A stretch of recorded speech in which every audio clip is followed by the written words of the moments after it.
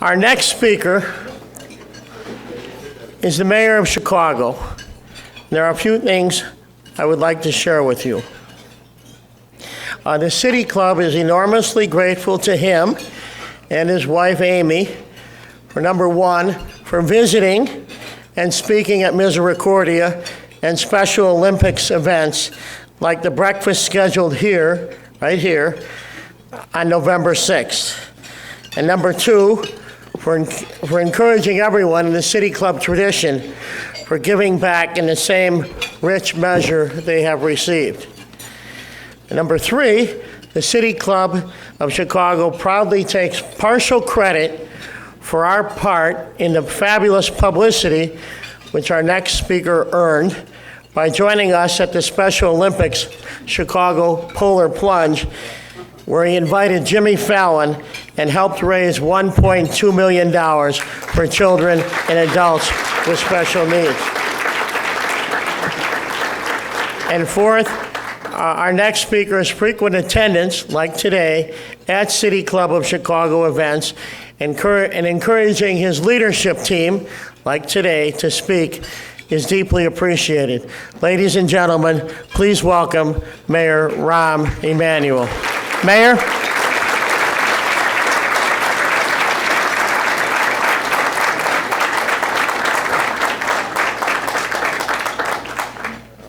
Thank you. I will say, Jay, that the Polar Plunge did prepare me for when I did the triathlon this year, because the water was exceptionally cold, so I was used to it. It was kind of, your body temperature never adjusts after you do that. I do want to thank you for that introduction. Also, I do have to go to this other speech, so I just ate very quickly, and the other speech is for dessert. That's my life these days. This morning, I'll tell an anecdote. You should know you're going to see a great presentation. I happened to go through the slides last night when I got back home, and it talks the story of what's going on at the CTA. But to give a context, more people take the CTA in the city of Chicago in a single month than take all of Amtrak nationwide all year. Just to give you a context, it is the second largest system in all of North America. And Dorval is exactly the right person at the right time to take the leadership. I do not believe you can have a 21st century economy built and running on a 20th century foundation. And by way of reference, this morning, Dorval and I were opening a new station, Clark and Division. That station opened in 1943. We hadn't landed on the beaches of Normandy yet. The greatest generation hadn't yet written its history. And that station, and this is the first upgrade of that station since 1943. Now, I think you can agree that the economy of Chicago, let alone the economy of that neighborhood, has changed in 70 years. Slightly, just a little. But that is happening throughout the system. The stations along the Red Line North were opened when Roosevelt was president. Teddy Roosevelt, not Franklin. It was also those stations opened the same year that an infamous baseball team won the national pennant. They happen to be in contention now. So after 100 years, you get a good use of something. It's about time to upgrade it. And I joke also, but to give you a sense of what Dorval's doing is by this January, the first system in the United States to have 4G throughout the system, the city of Chicago.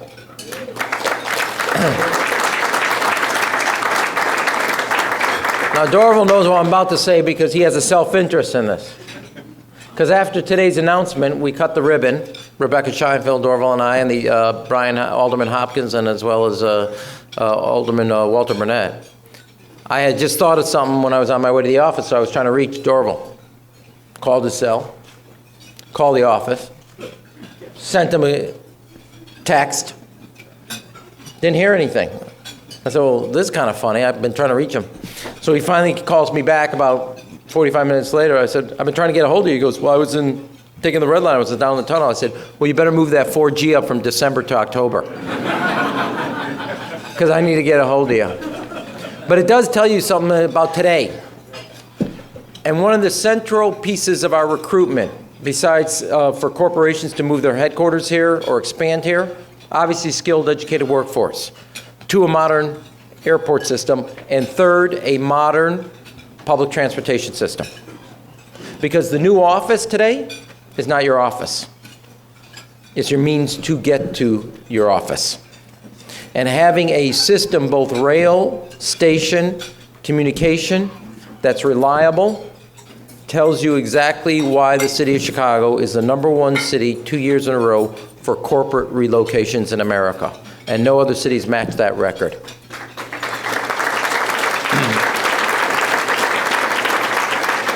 And we have embarked both during Forrest's time, but also with Dorval's time here, on the largest capital expenditure in the history of both CTA and one of the largest in the country of any public transportation system. Nobody is more capable with greater experience and has a greater depth of knowledge both of CTA, its operations, Springfield, and Washington, which are necessary for us to continue to receive the resources we need to make the investments we need, than the person I'm about to introduce, Dorval Carter. Dorval?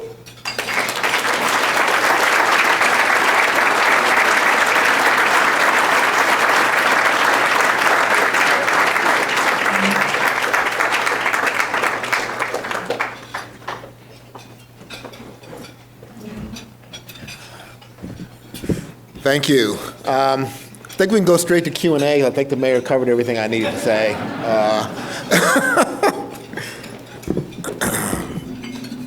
Well, maybe I have a few other things to tell you about, but I want to thank all of you here for inviting me to attend at the luncheon today. Though I've attended many City Club presentations over the years, this is my first time, as I told Jay, up on the big stage. And so I'm grateful, very grateful for this opportunity. It's a pleasure to be here to talk to you about some of the important things that the CTA is doing and has been doing for the last few years, as well as preview some of the exciting things that are coming down the tracks. Before we look ahead, though, I want to show you some numbers.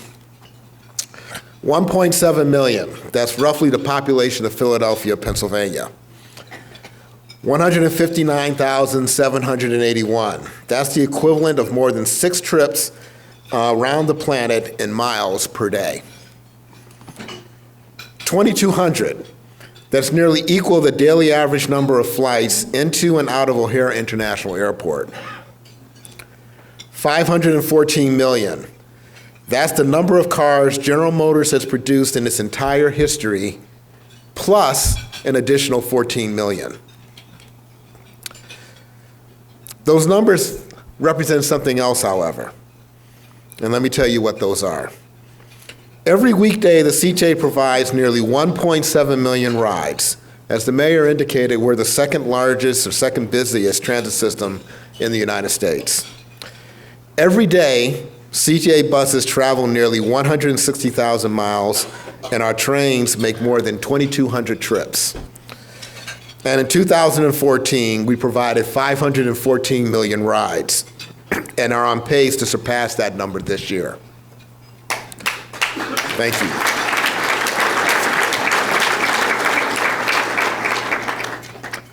By any measure, the CTA is an integral part of the region, serving Chicago and 35 suburbs, and as among the 3 transit agencies, CTA provides almost 82% of the region's ridership.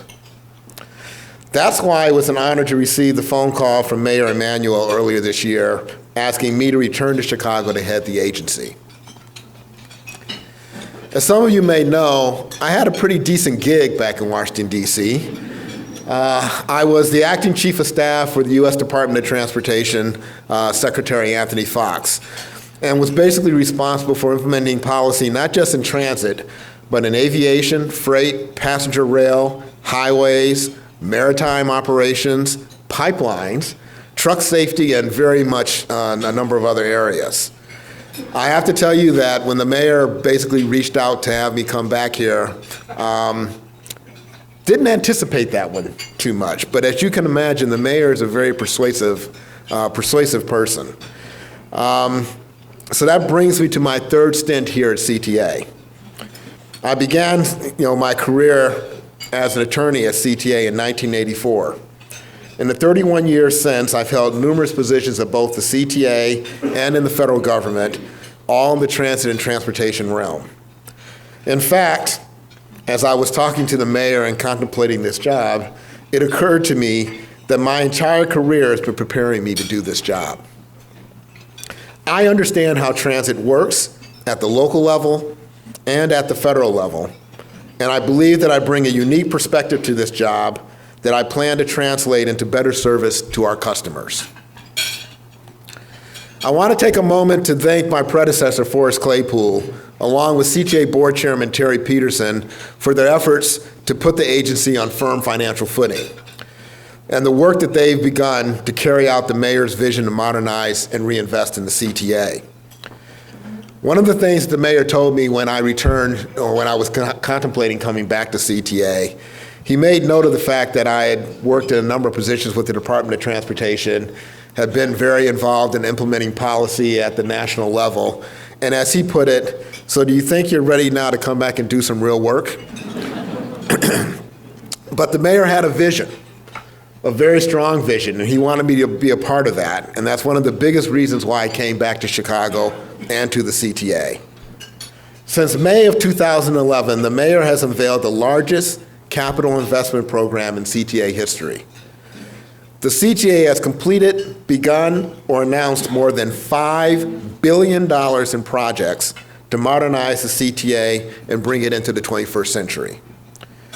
Whereas previous administrations tended to focus on station rehabs along a particular rail line or tackle just a handful of large-scale projects each year, the mayor has taken the unprecedented strategy of making major investments across the entire rail and bus system, including 3 new rail stations that have opened and nearly 60 track miles of rail that have been repaired during his tenure. The total number of stations where construction is either completed, underway, or in the planning design stage, all at the same time, is unprecedented. More than 40 stations are seeing major improvements since the mayor took office, which represents about 1/3 of all the CTA rail stations in our system. And those projects are not only benefiting riders, but they're creating jobs, they're encouraging economic development, and improving the quality of life, important benefits of transit that I'll talk about in a moment. From day one at CTA, one of my top priorities has been safety. Transit safety in particular was a major focus of my work at FTA, where I helped guide the administration to gain safety oversight responsibility over transit agencies. It is also where I helped conceive and develop a new safety approach in transit, known as Safety Management Systems, or SMS. Last year, I was also responsible for FTA choosing the CTA as the first transit agency in the nation to assist in the development of this new safety philosophy, which will develop a uniform approach to upgrading policies, training, and procedures to ensure safer operations for transit operations throughout the country. We are working closely with FTA and are making great progress towards our goal of improving CTA's focus on safety at every level of the organization, and there will be more work on that in the future. Another top priority for me has been improving the customer experience. Transit is not just about getting from point A to point B. It's about the quality of that experience. One of my first steps was to identify a way to improve and speed up bus service. Last month, the mayor and I announced the return of express bus service to the number 9 Ashland and number 49 Western routes. This service was eliminated in 2010 due to funding issues, and bringing it back will be a huge benefit for customers on those 2 routes, which are typically among the top 3 busiest routes system-wide. We've also continued to expand our popular train tracker and bus tracker screens, which provide real-time arrival information for our customers. Every CTA rail station has at least 1 train tracker sign, and we recently began a program to add bus tracker signs at dozens of stations to complement the more than 350 that are already installed in bus shelters. As the mayor just mentioned a second ago, We also, earlier this year, announced a deal brokered by the Chicago Infrastructure Trust to bring 4G wireless service to our subway system. This is a $32.5 million investment that is being made by the 4 major wireless providers at no cost to the CTA. Let me repeat that. At no cost to the CTA.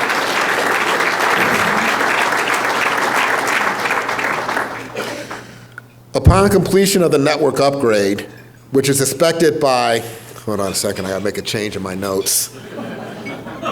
By the end of October,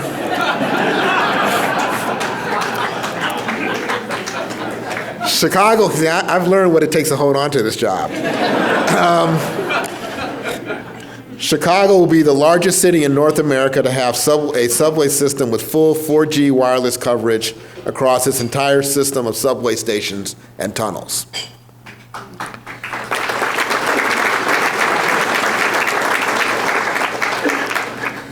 We're also extremely excited about the upcoming Ventra app, the first of its kind in the country, which will roll out this fall. The Ventra app will essentially put a Ventra vending machine and a Metra ticket machine in your pocket. With this app, you'll be able to purchase fares for CTA, Metra, and Pace, set up funds to auto-load to your account, and manage your unlimited ride passes and tickets on the go. The apps will provide real-time train and bus arrival info for all 3 agencies. And there's more.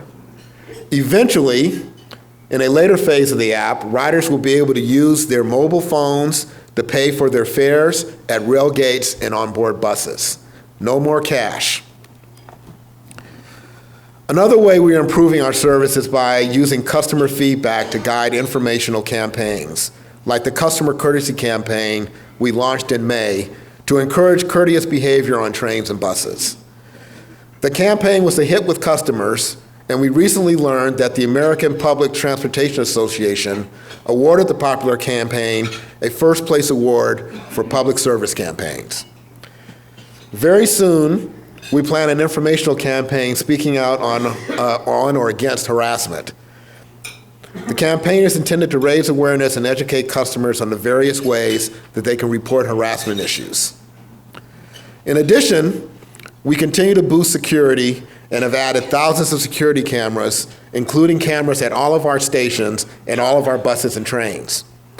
In fact, today there are 23,000 security cameras throughout the CTA system. The cameras have been a very effective tool in identifying suspects in crimes committed not only on CTA property, but also off CTA property as well. This year alone, CTA cameras have aided police in the arrest of at least 155 individuals involved in crimes that occurred either on or near CTA properties. And it appears that would-be criminals are starting to get the message. Don't commit crimes on CTA. In 2014, serious crime was down 26.5%, and that downward trend is continuing in 2015. Earlier, I mentioned the ongoing modernization of CTA. Throughout the city, work is underway to modernize transit infrastructure that's been neglected for too many years. These improvements are not only improving people's commutes today, but also building a solid foundation for transit in the future. As the mayor mentioned, just this morning we had a ribbon cutting on the completed rehab Clark Division subway station on the Red Line. That was a $50 million project built by partners at Chicago Department of Transportation, and rehabbed the original station, added a brand new entrance from LaSalle Boulevard, and the first new mezzanine in the Red Line subway since the subway opened in 1943. The station is now fully accessible, with 2 new elevators installed as part of the project, improving accessibility, which is important not only to CTA, but also a top priority for this mayor. In fact, when the mayor took office, 94 out of CTA's 143 rail stations, approximately 66%, were accessible to people who use wheelchairs or other mobility aids. At the end of his second term, 105 stations will be accessible, with several others in the process of receiving accessibility and improvements. And we, and I personally, remain committed to making our system 100% accessible as soon as possible.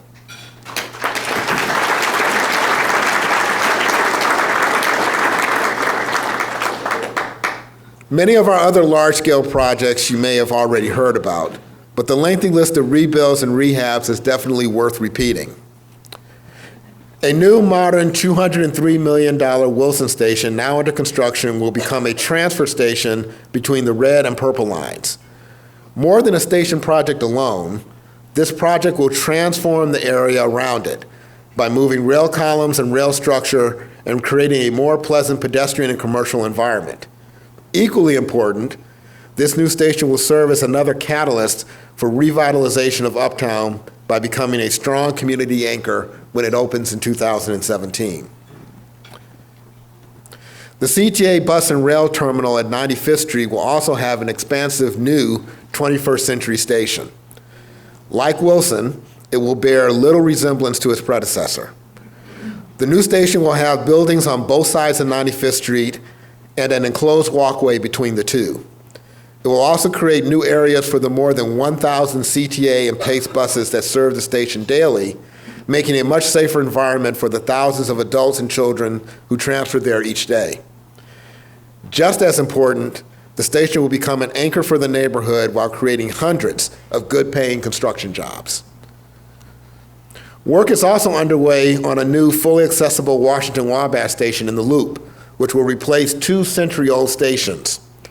This project is being managed by the Chicago Department of Transportation and Commissioner Rebecca Scheinfeld, and we've been working closely with them on our construction and infrastructure teams at CTA. You may have noticed a common theme about these three projects. They're attractive and impactful architecture. All three of those stations will become signature statements in their respective communities, glass and steel examples of what the mayor refers to as a 21st century transit system. New transit stations are not just an opportunity to create new stations. They are a chance to add to our city's rich architectural heritage and to use public infrastructure as a means to impact design and development in big cities. Stations like the new Morgan Elevated Station in the West Loop and the Cermak McCormick Place Station in the South Loop have incorporated modern, open, and light-filled designs to create a pleasing customer environment. We'll do the same when we work with CDOT to rebuild the busy State Lake Elevated Station in about a year. But we also work hard to preserve our heritage. The Wilson Station project will restore the historic Gerber Building at the corner of Wilson and Broadway, creating a prime opportunity for redevelopment. And an upcoming project at the historic Quincy Elevated Station, adding elevators to make it accessible, will preserve all the historical elements of one of the few surviving original Loop L stations, which opened its doors 4 years after the World's Columbian Exposition. Many of our new and rehab stations will also feature artwork designed to improve the overall customer environment.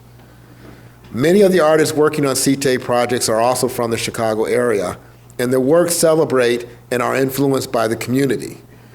The mayor and I both believe that art is an integral part of what a transit experience should be about, and I'm looking forward to expanding the opportunity for art in all of our stations during this term. With nearly 90,000 riders traveling on the O'Hara branch of the Blue Line each day, the mayor's ongoing $492 million Your New Blue project is a significant investment in Chicago that recognizes not only the criticality of the airport as an economic engine, but also the extraordinary ridership growth in the O'Hara corridor, tracking rapid residential and commercial development. Your New Blue is renovating stations and tracks along the O'Hara branch of the Blue Line, and when completed, the project will shave about 10 minutes off the trip to and from the airport and increase both the safety and reliability of the service while improving 13 rail stations. The ongoing rehab of the Brown Line between the Loop and Armitage will also help a congested and growing area that has seen nearly 50% increase in Brown Line ridership in just a decade. The CTA has already made a number of investments to modernize Brown and Purple Line tracks and elevated structure that carry 700 trains and 80,000 people a day. The most recent work includes $90 million of track and elevated structure improvements between the Armitage and Merchandise Mart stations. We just completed the last of several weekend Brown Line reroutes to allow us to finish that work. And next year, we'll begin replacing the 40-year-old signaling system on that section of track structure, which will be another modern upgrade that will allow trains to operate more efficiently and more quickly along that route. We also continue planning for two other projects that are intended to secure a strong future for the Red Line, CTA's busiest rail line. The Red Purple Modernization, or RPM, will build the northern portion of the Red Line from Belmont to Howard Station and the Purple Line. The corridor was built nearly a century ago, and our program will upgrade tracks and reconstruct stations while creating a bypass to relieve the rail bottleneck just north of Belmont. And that is where you'll find the intersection of the red, purple, and brown lines. That is a century-old junction that is the equivalent of putting a traffic signal in a major highway.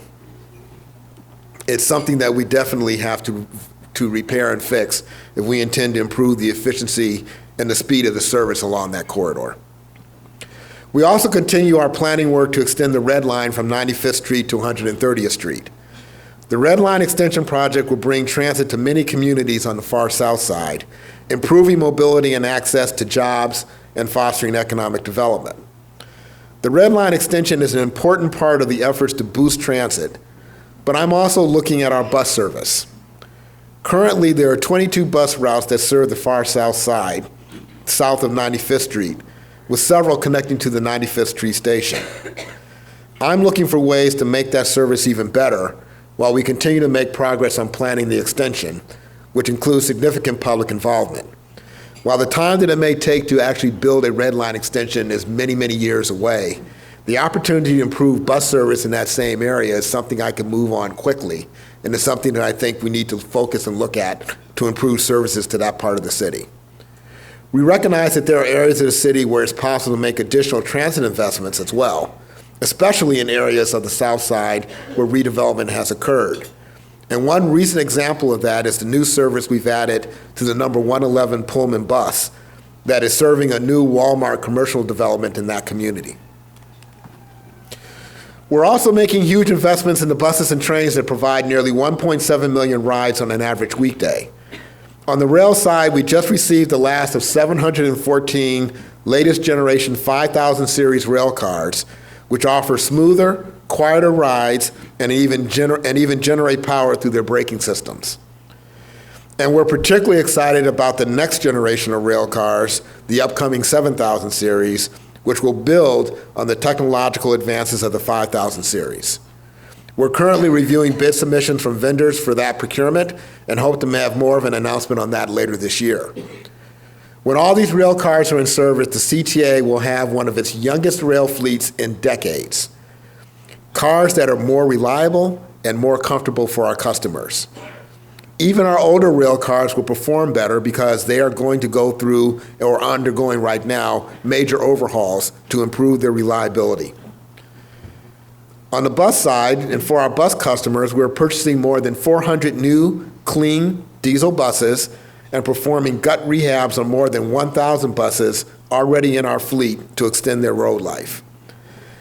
These two efforts will give us the equivalent of an almost entirely new bus fleet. In fact, by the end of the mayor's second term, nearly our entire bus and rail fleet will have been either purchased new or modernized. In my experience, no other legacy major transit agency offering both heavy rail and bus service can make that claim.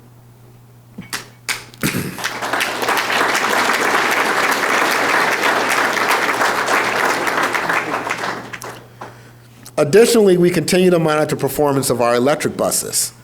The CTA began testing electric buses about a year ago when we became the first major U.S. transit agency to use all electric-powered buses as part of our regular service. Based on the strong performance we've seen from the buses thus far, we feel the program warrants expansion and will be looking to purchase more electric vehicles in the coming months.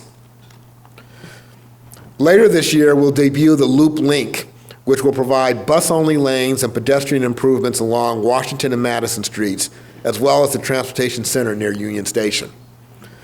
The Loop Link will double bus speeds and provide a much improved connection between the West Loop rail commuter rail stations and the East Loop, as well as a more pleasant environment for pedestrians and bike commuters. Again, this is another example of us working hand in hand with CDOT and Commissioner Scheinfeld on improvements that benefit not just transit, but other public way users as well. Of course, none of this can be accomplished without the proper level of funding. While federal funds make up a large portion of our capital program, state dollars are absolutely essential to securing that funding. And state dollars play an even more critical role in our annual operating budget. As you may have heard, there's still some uncertainty over what the state will provide for regional transit in 2016. The governor originally proposed $130 million in cuts to CTA, which is approximately 9% of our entire budget. I can tell you that we simply cannot absorb cuts of that magnitude. The good news is that we've been having numerous and productive conversations with the state about the importance of maintaining transit funding for the entire region, not just for CTA, but for our partners at the RTA, Metra, and PACE as well. Next month, the CTA will release its proposed 2016 budget. The budget will be based on the funding amounts or marks that the RTA recently provided to CTA, Metra, and PACE. Those amounts are on par with last year's funding levels. Those remarks will allow us to avoid any fare increase or service cut for next year, which are always options of last resort. But if Springfield doesn't continue to adequately fund transit, CTA, as well as the other service boards, could be forced to make decisions that require us to revisit our spending plans. These will be very difficult decisions. But I will tell you this, if I face that scenario, my number one goal will be to minimize any impact to the customers as much as possible. Obviously, none of us hopes it ever gets to that. Because as I mentioned earlier, transit is more than just getting from point A to point B. Certainly, transit is about riders first and foremost. They deserve efficient, comfortable, modern buses and trains and technologies to help them use it. I'm very focused on that. But transit is also about economic development.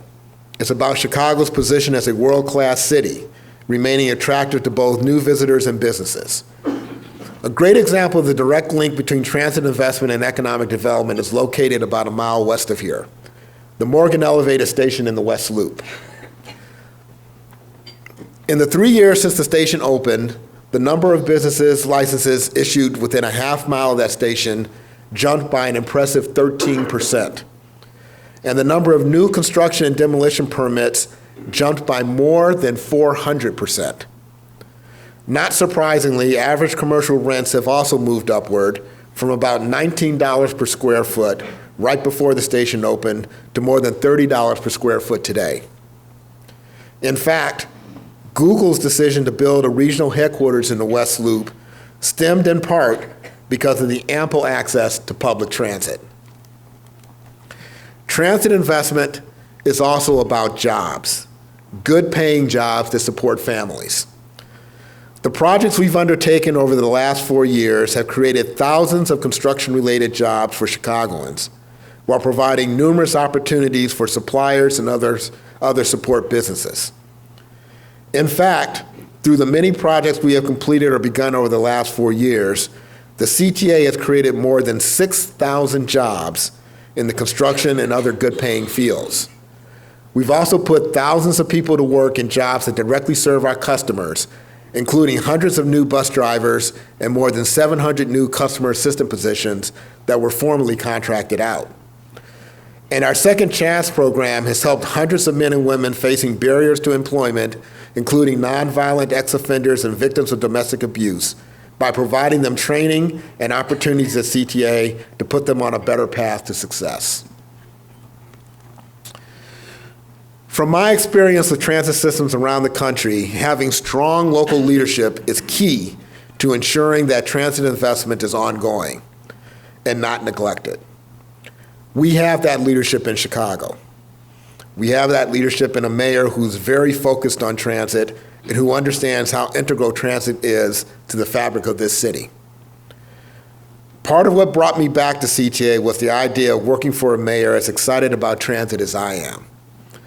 Over the last 4 years, he's allowed Chicago Transit to make significant strides forward while setting a blueprint to help ensure our system not only keeps up with demand, but continually finds ways to do so more efficiently and cost effectively. I look forward to continuing the many improvements the CTA has made thus far and exploring new and even better ways to provide vital transit services to our customers. I'm taking a holistic look at our operations, everything from multi-million-dollar improvement projects to cleanliness on trains and buses to making sure our customer service assistants are well equipped to assist our riders. We're very proud of the progress that we've made so far, but we're also well aware of the proverbial more work yet to be done. Transit is a 24/7, 365-day business. That means we can't lose focus on either the day-to-day challenges or the longer-term planning that's critical to ensuring a strong future of transit in Chicago. In my opinion, our riders deserve no less. Thank you very much for having me speak today.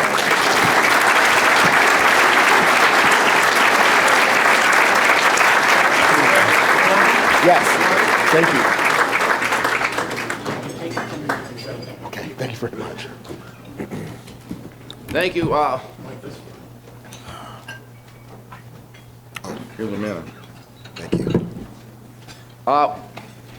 We have our people here. Here, Vanda.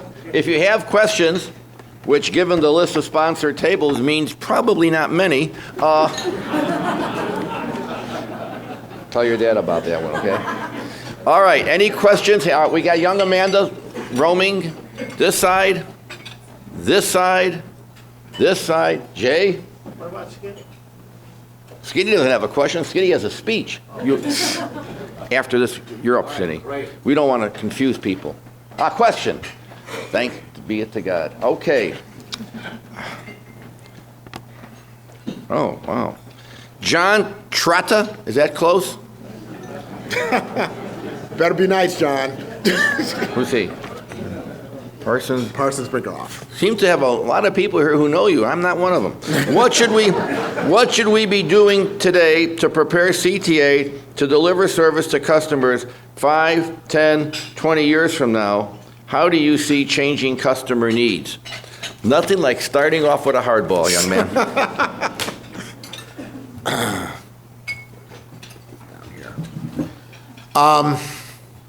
It's a very interesting question. You know, I was having some conversations with a friend of mine the other day, and we were talking about our daughters.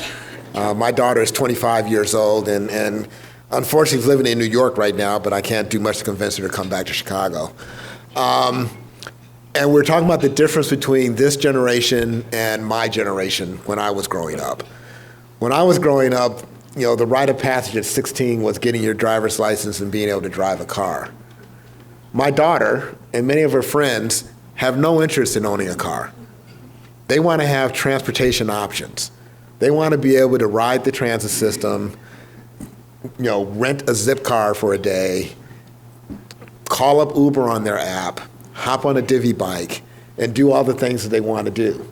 If you want to talk about what the future of transportation is going to look like, it's going to be around the issue of how do you make those options work for people in as seamless a way as possible to allow them to plan the trips for where they want to go when they want to go there. The truth of the matter is that transit is never going to be able to serve everybody's transportation needs. I can't afford that. But I do know that I can provide transportation needs at a price point that's better than just about any other option that people may have. But for the new citizens of Chicago or any other major city, to have the ability to make those selections between those various options and to find ways to coordinate those services in a way that fits their needs is the future of where we're going to go. And my task will be to figure out how to make transit an integral part of that process so that it will continue to be viable going forward, just as it was in the past. Okay. That's TODs, right? Yes.